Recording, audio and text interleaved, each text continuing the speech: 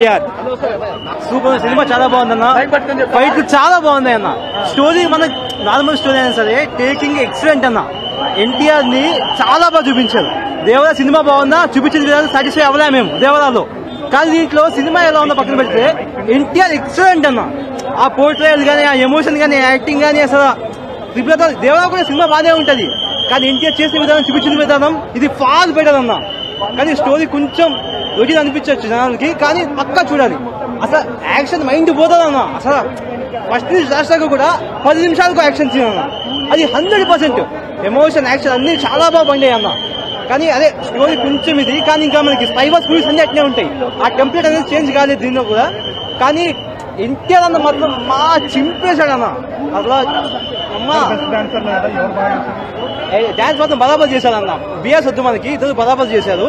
కానీ గ్రేస్ అన్న, ఎన్టీఆర్ అన్న ఉన్న గ్రేస్ అయితే లేదు హృతిక్ అన్నకి. కానీ ఇద్దరు బాగానే చేశారన్న. హృతిక్ అన్న తక్కువ, ఎన్టీఆర్ అన్న ఎక్కువ ఏం లేదు.